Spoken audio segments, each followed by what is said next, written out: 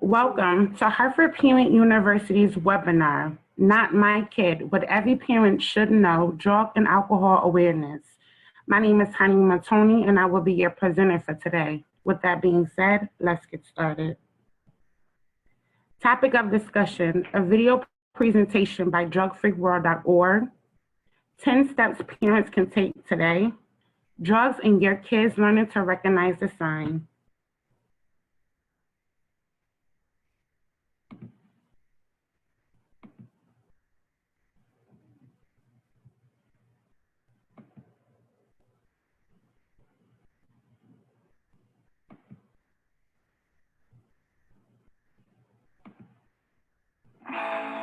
Nearly half of all public school children in the United States have tried drugs or alcohol by the time they're 13 years old. A third of teens have gone to house parties where there was alcohol, pot, cocaine, ecstasy, or prescription drugs. Over half of kids say it would be easy for them to get pot if they wanted some. 7 out of 10 teenagers have been offered an illegal drug. Teenagers whose parents talk to them about drugs are 42% less likely to use drugs. Get your kids the truth about drugs. drugfreeworld.org.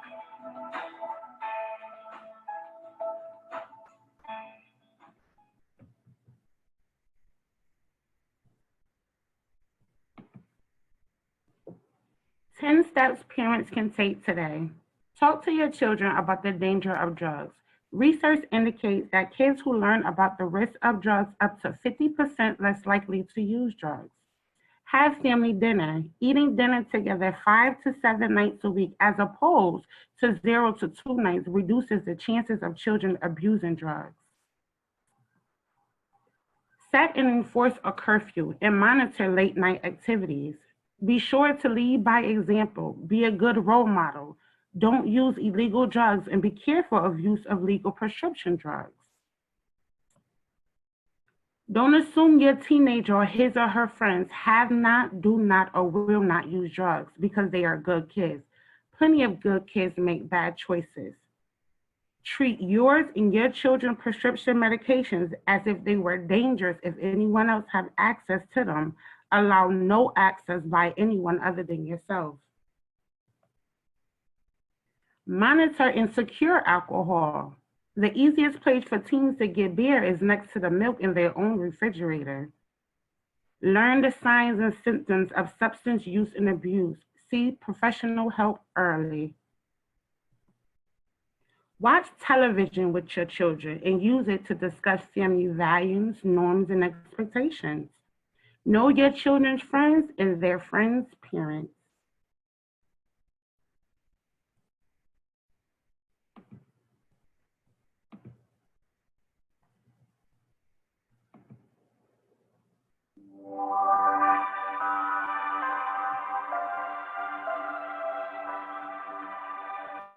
As our children get older, we may still picture them playing sports or performing in the high school play.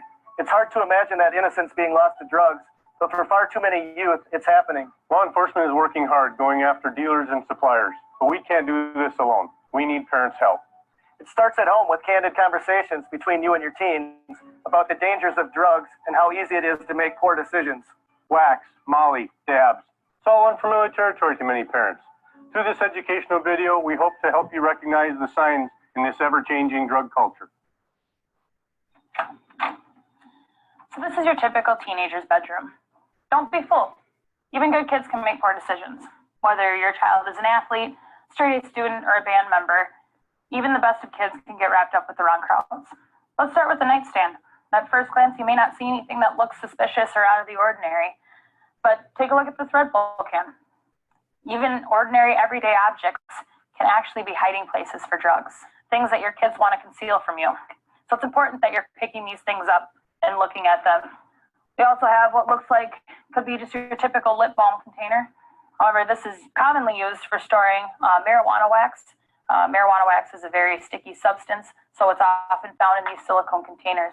We also have something that to you may look like an ordinary gaming system, or if you open it up and take a closer look, it's actually a scale, and these are commonly used for measuring quantities of drugs. A lot of kids have bulletin boards that they like to use to show their medals, pictures of friends, things of that nature. However, it's good to take a look at that too and make sure that there's not anything out of the ordinary. You might see this keychain here, not think anything of it. However, this is also used to hide different quantities of drugs in powdered form and pills. So I know what you're thinking. You feel like you're invading your kids' privacy. However, this is your house, and you're ultimately responsible for their health and well-being. So it's important to check everywhere in their room. Take their bed, for example. They might be hiding drugs or drug paraphernalia right under their mattress. So let's take a look at this bookshelf. You see any red flags? You might be surprised to find out that this ordinary stack of CDs could actually be another way for your child to conceal drugs or paraphernalia.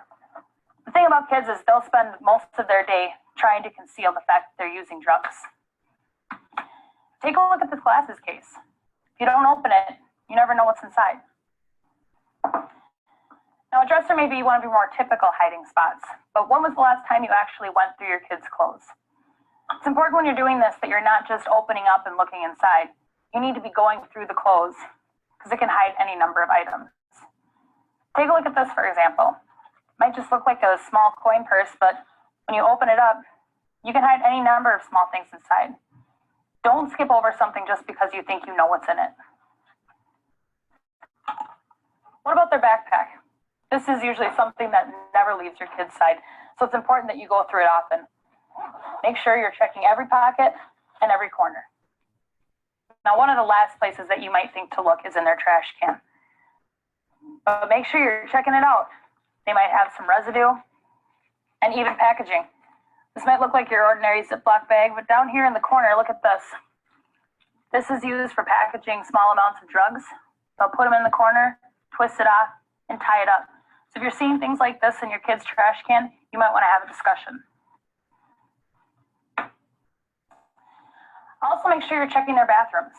It may be surprising to you, but even some feminine products can be used to hide drugs and paraphernalia.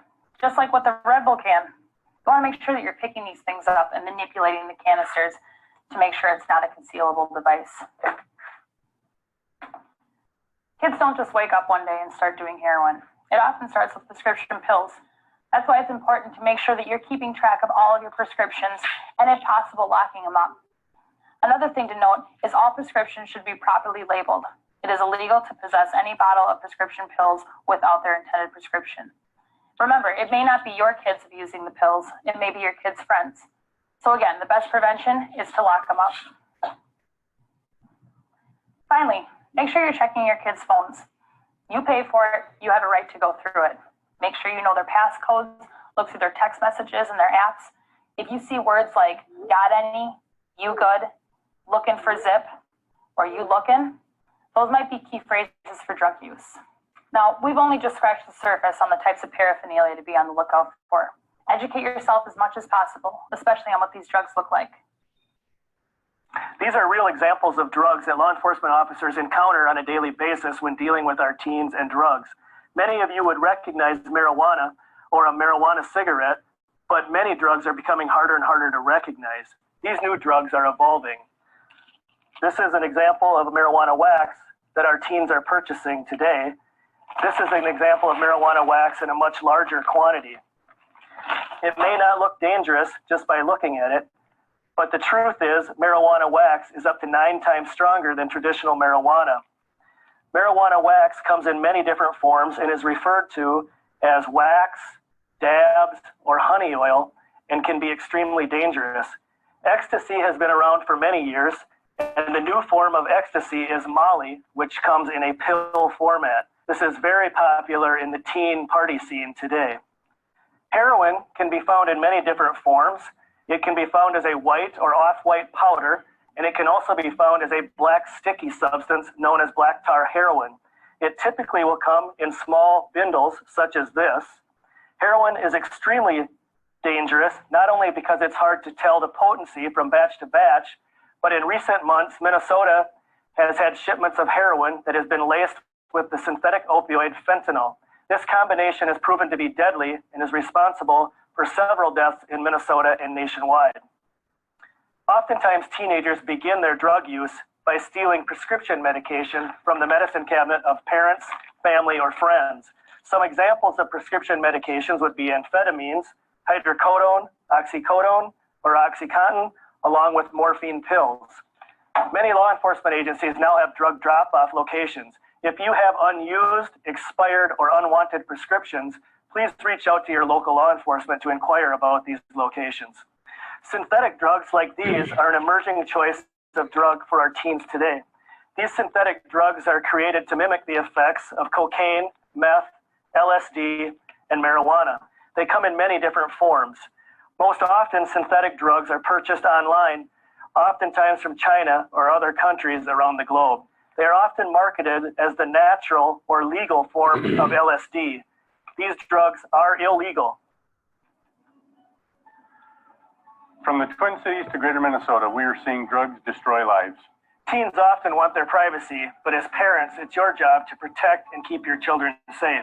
Don't be afraid to conduct random checks of their rooms or personal belongings. If you suspect your loved one is using drugs, you need to have conversations. Contact treatment providers and possibly even contact law enforcement. Every family needs to handle the situation in the best way they see fit. But ultimately, doing nothing may put your loved one at risk. Have conversations and start today.